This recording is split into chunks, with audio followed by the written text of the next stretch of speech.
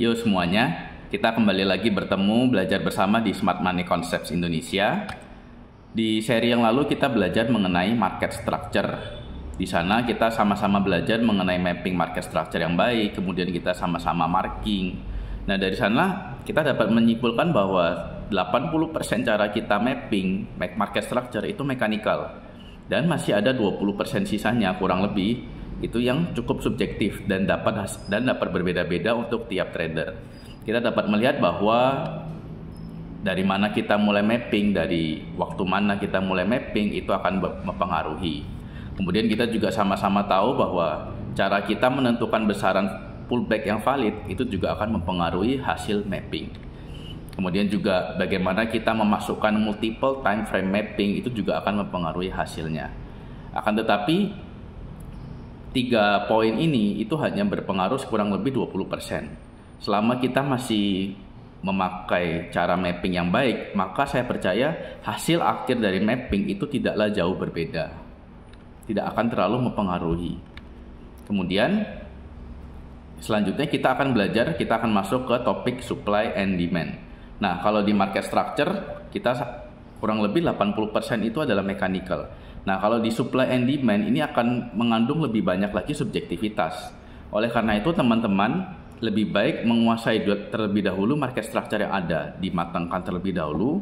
Kalau sudah mantap, baru kita akan masuk ke supply and demand supaya teman-teman tidak bingung. Karena di supply and demand ini akan cukup banyak, tetap mechanical, tapi akan banyak fleksibilitas yang terkandung di dalamnya. Apa saja? Contohnya adalah mengenai sudut pandang kita terhadap supply and demand di dalam market. Nanti hal ini akan kita bahas lebih lanjut. Kemudian juga akan ada fleksibilitas di set time frame yang dipakai. Jadi ada beberapa set time frame yang dipakai dan tiap dari kita akan memakai set time frame yang berbeda-beda. Kemudian juga bagaimana kita merefine area, mengecilkan area, membuat area supaya lebih akurat, itu akan juga berbeda-beda. Jadi di topik kedua ini, supply and demand itu tetap mechanical tapi cenderung lebih fleksibel dan hasilnya untuk tiap trader akan lebih berbeda. Jadi kalau di market structure, hasil tiap trader dari kita itu dapat kita evaluasi bersama, hasilnya kurang lebih akan sama. Nah, di supply and demand ini hasilnya akan lebih bervariatif. Oleh karena itu, bagi teman-teman semua yang kiranya belum mantap di market structure, saya sarankan untuk memantapkan kembali market structure-nya, baru kita masuk ke supply and demand. Nah, ini juga ada hubungannya dengan porsi. Porsi apa? Pengaruh dari market structure terhadap hasil mapping kita, terhadap hasil analisa kita, technical analysis, itu market structure adalah sekitar 40%, sangat besar. Nah, untuk topik kita yang berikutnya ini, supply and demand, itu hanya sekitar 25%. Ini kesimpulan saya ya, bukan patokan secara umum yang diakui bersama, bukan. Ini hanyalah penilaian saya. Nah, market structure 40%, supply and demand itu hanya sekitar 25% berpengaruh. Kemudian topik besar yang terakhir, liquidity, itu hanya sekitar 20%. Jadi, supply and demand digabung dengan liquidity, itu pun hasilnya hanya sedikit lebih besar daripada market structure. Tetap yang paling penting adalah market structure. Kita sering mendengar ada istilah market structure is king. Nah, itu adalah benar. Jika kita sudah mapping market structure dengan benar, basicnya sudah kuat, maka untuk selanjutnya akan lebih mudah. Oke, sekarang kita akan masuk ke topik supply and demand series yang pertama. Di video yang pertama ini kita akan belajar mengenai pengertian, kita akan belajar juga mengenai imbalance dan mitigation. Kita berangkat dulu dari definisi. Seperti dengan istilahnya supply and demand, ya kita translate aja langsung, yaitu penawaran dan permintaan. Nah, di market itu merupakan pertarungan antara penawaran melawan permintaan. Dan kedua hal inilah yang menyebabkan market bergerak. Harga akan naik jika permintaan lebih besar, kemudian juga harga akan turun jika penawaran lebih besar. Kemudian kita akan membahas mengenai sudut pandang kita terhadap penerapan supply and demand di dalam market. Yang pertama itu adalah sudut pandang mengenai pure S&D, pure supply and demand secara murni. Nah, ini juga berkaitan juga dengan, saya kaitkan juga dengan unfilled order. Nanti penjelasannya di slide berikutnya. Kemudian yang kedua, sudut pandang dari composite man. Ini diambil dari Wyckoff. Nah, untuk penjelasan mengenai pure S&D. Nah, penjelasannya sederhana. Kalau supply lebih besar dari demand ataupun jumlah seller lebih banyak daripada buyer, jumlah transaksinya ya, jumlah nominalnya, maka harga akan mengalami penurunan. Begitu pula sebaliknya, jika supply lebih kecil dari demand ataupun jumlah nominal seller lebih kecil daripada buyer, maka harga akan naik. Di sini tugas kita sederhana, kita akan mencari area di mana area supply atau demand itu yang strong. Kemudian dari sudut pandang unfilled order. Jadi di dalam market itu ketika sebuah institusi menaruh ordernya dalam jumlah besar, order yang besar itu tidak semuanya akan langsung terpenuhi oleh market.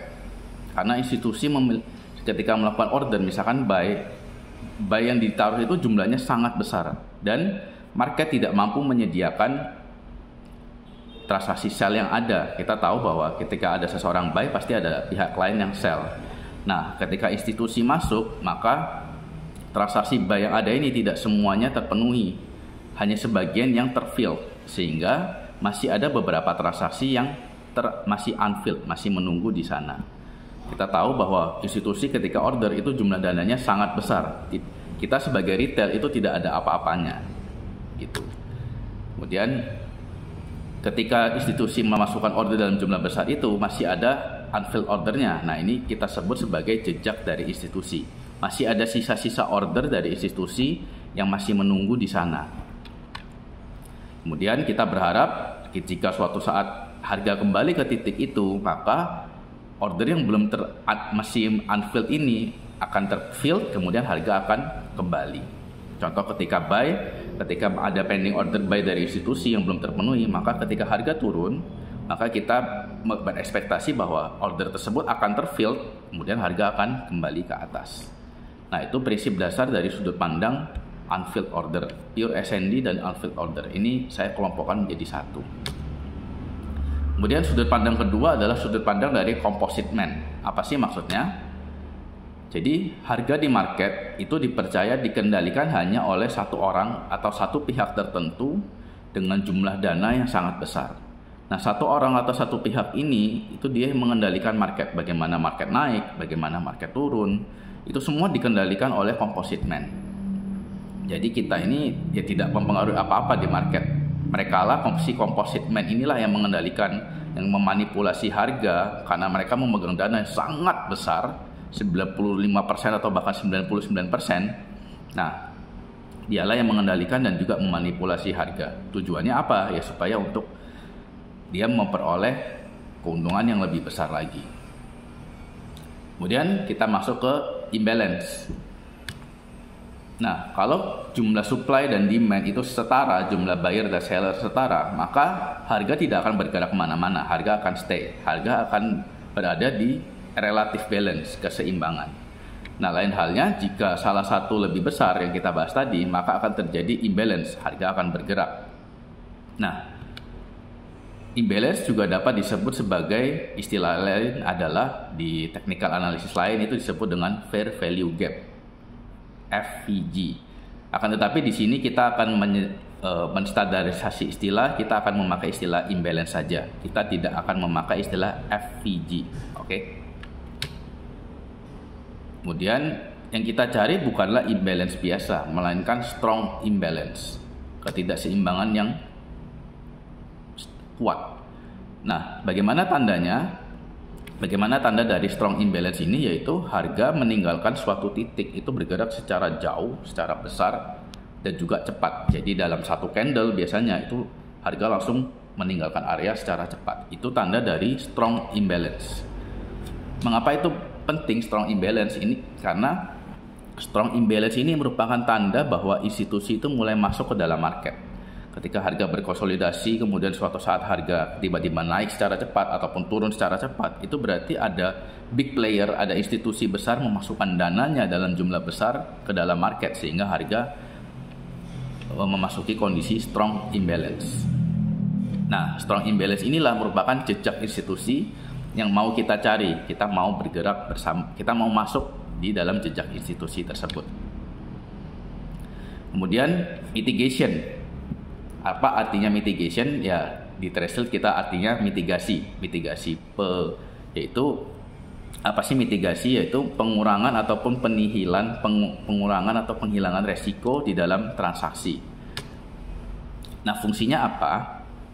Nah, ketika suatu transaksi ketika institusi masuk dalam jumlah besar, ataupun ketika si composite man masuk dalam jumlah besar, nah kita tahu, kita dalam pemahaman tadi kita belajar bahwa composite man ini yang menggerakkan semuanya. Composite man yang menggerakkan ketika harga naik sedikit, turun, kemudian naik ke atas, turun lagi, kemudian naik dalam jumlah besar, itu semua digerakkan oleh si composite man ini. Nah, otomatis si composite man ini melakukan transaksi hedging, dia juga buy, dia juga sell. Nah, ketika harga naik ke atas, ketika harga memunculkan imbalance yang kuat ke atas, nah otomatis transaksi dia yang misalkan sell itu otomatis berada dalam posisi floating loss. Oleh karena itu, si composite man ini perlu menggerakkan harga supaya kembali ke titik di mana transaksi dia yang floating loss ini, transaksi sell dia yang floating loss ini kembali dan tidak dalam kondisi rugi. Kemudian setelah transaksi dia tidak rugi, kemudian dia bisa membalikan harga kembali ke atas supaya dia memperoleh profit. Nah, kurang lebih logik dibaliknya adalah seperti itu. Kita akan bahas lebih lanjut nanti di chart untuk supaya lebih jelas gambarannya.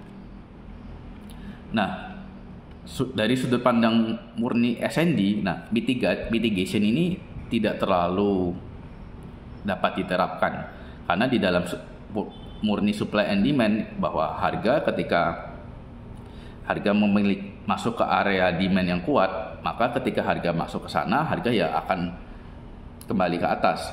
Harga tidak wajib di dalam sudut pandang supply and demand murni, harga tidak wajib kembali ke area demand untuk kemudian harga kembali. Harga tidak wajib. Lain halnya kalau di sudut pandang composite man.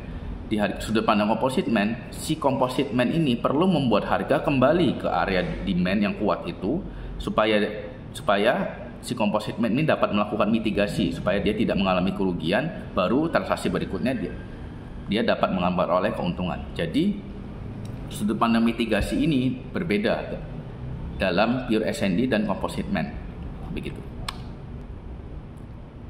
Kemudian kalau dipakai sudut pandang mana yang dipakai, saya dalam melakukan analisa itu saya memakai dua-duanya. Dua sudut pandang ini saya pakai sebagai pertimbangan karena ya dua-duanya cukup make sense. Nah, untuk lebih jelasnya, ayo kita ke chart untuk melakukan analisa.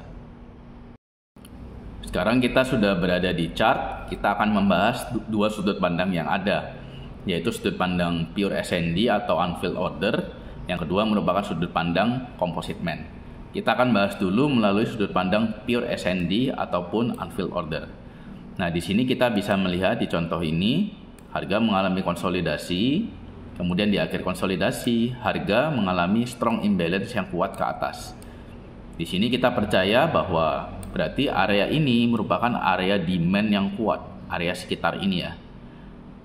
Ataupun juga di sini kita percaya bahwa institusi besar memasukkan ordernya dalam jumlah besar sehingga harga lari ke atas.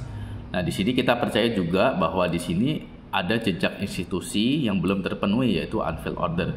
Sehingga kita percaya ketika harga kembali ke titik ini, dipercaya area ini merupakan area demand yang kuat dan juga ataupun ada unfilled order yang belum terpenuhi, sehingga ketika harga kembali ke sini, kita berekspektasi bahwa harga akan naik ke atas. Kemudian kita bisa lihat ke kanan bahwa harga benar-benar kembali ke titik ini, kemudian harga memantul ke atas. Itu dari sudut pandang pure S&D. Ini merupakan area demand yang kuat. Dari sudut pandang unfilled order ini, harga melakukan beberapa order yang unfilled menjadi filled sehingga harga kembali ke atas. Itu dari sudut pandang yang pertama. Sudut pandang yang kedua merupakan sudut pandang composite man. Apa itu artinya? Kita bisa melihat bahwa contohnya di sini, ketika harga mengalami penurunan, kemudian naik, turun lagi, di semua transaksi ini kita percaya ada si composite man yang menggerakkan harga. Jadi ketika harga turun berarti si composite man ini melakukan sell, kemudian dia melakukan buy lagi. Itu semua dia melakukan. Sell, kemudian dia buy, sell lagi, buy, sell. Itu semua si composite man. Jadi dia melakukan proses transaksi hedging, dia melakukan buy dan dia juga melakukan sell. Nah, di sini kita bisa melihat ketika dia melakukan transaksi sell berarti transaksi sell di sini dia masih mengalami untung. Kemudian dia buy dia mengalami untung di sini. Kemudian akan tetapi transaksi sell dia juga mulai berkurang profitnya dan seterusnya di sini. Kemudian di titik ini kita bisa melihat si composite man melakukan transaksi buy dalam jumlah besar. Di titik ini berarti semua buy dia mengalami profit nih, buy dia di sini, buy dia di sini, di sini semuanya itu mengalami profit dalam jumlah besar. Akan tetapi transaksi sell dia di posisi ini itu semua mengalami floating loss. Transaksi sell yang di sini itu semua mengalami floating loss. Nah, di sini kita percaya bahwa si composite man dia tidak mau dong ketika dia melakukan transaksi, dia tidak mau mengalami kerugian. Oleh karena itu kita percaya dari sudut pandang composite man bahwa harga suatu saat pasti akan kembali ke titik ini, entah titik ini ataupun ke titik ini. Setidaknya dia tidak mau transaksi sell dia di sini mengalami kerugian. Jadi at least harga kembali ke titik ini, ataupun juga harga bisa kembali ke titik yang paling bawah ini. Dia tidak mau transaksi sell dia yang ini mengalami kerugian, ataupun paling sederhana yang ini. Jadi begitu. Dari sudut pandang composite man kita percaya bahwa ketika harga meninggalkan suatu area, mengalami imbalance yang kuat ke atas, kita percaya composite man tidak ingin rugi dan suatu saat dia ingin mengurangi kerugiannya sehingga dia membuat harganya kembali ke titik ini. Nah, apakah sejauh mana harga akan kembali ya tergantung si composite man. Dia ingin mengurangi kerugiannya sebesar apa? Apakah hanya sebesar mulai dari titik ini saja ataupun dia mau sampai ke titik ini? Nah, itu kita tidak tahu. Yang kita yakini bahwa transaksi sell dia yang ini ataupun juga di titik ini, kalau kita lihat di titik satu candle terakhir ini, itu sebenarnya juga dia juga melakukan transaksi sell juga. Jadi kita percaya bahwa dia ingin juga mengurangi kerugiannya. Nah, di sini kita melihat pergerakan harga. Kita bisa melihat selanjutnya ya. Di sini kita bisa melihat bahwa di sini berarti dia sudah menganulir kerugiannya, kemudian dia mengalami profit lagi ke atas. Kemudian di sini ternyata dia memutuskan untuk menjual semuanya, melakukan sell semuanya. Nah, tidak hanya itu, kalau di sini kita melihat tadi dia kita melihatnya dari satu titik ini ya. Kita juga melihat dari titik ini juga, dari area ini. Di sini kita percaya dia juga yang menggerakkan harga. Ketika harga mulai kembali ke bawah, itu berarti dia sedang melakukan sebagian take profit. Kemudian dia memutuskan untuk melakukan buy lagi. Kemudian di sini dia melakukan take profit semuanya.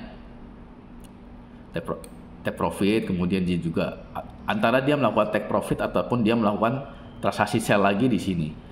Kalau dia melakukan transaksi sell lagi di sini, berarti kita bisa melihat bahwa ini dia mengalami dari transaksi sell dia mengalami keuntungan, kemudian rugi sedikit, mengalami keuntungan lagi, kemudian dia kembali ke atas untuk memitigasi, kemudian lanjut lagi ke bawah. Nah, begitu. Itu dari sudut pandang composite man. Jadi saya percaya kita sebaiknya memasukkan dua sudut pandang ini supaya kita dapat memandang market. Dan saya pribadi condong ke arah composite man. Jadi saya dalam memandang market, saya percaya ketika harga mengalami strong imbalance yang kuat, maka si composite man pasti perlu melakukan mitigasi sehingga harga pasti kembali ke area ini. Kalau di sudut pandang pure S&D ataupun di unfilled order, harga tidak wajib kembali ke area ini. Harga bisa saja terbang ke atas dan tidak kembali. Kemudian di contoh ini juga seperti demikian ya. Kita putar, kita melihat dari posisi sell. Di sini harga mengalami turun ke bawah, kemudian composite man melakukan mitigasi kembali ke area ini, tepat ya di area ini tuh, melakukan mitigasi sehingga tidak mengalami kerugian dari posisi buy yang ini. Kemudian dia melakukan sell lagi ke bawah. Atau dari sudut pandang unfilled order juga sama, ada banyak order yang belum terpenuhi, order sell yang belum terpenuhi di sini, sehingga ketika harga kembali ke titik ini maka order sell ini terpenuhi dan harga turun. Sudut pandangnya dua sudut pandang itu yang saya yakin bisa dapat kita terapkan dan semoga teman-teman bisa mengerti.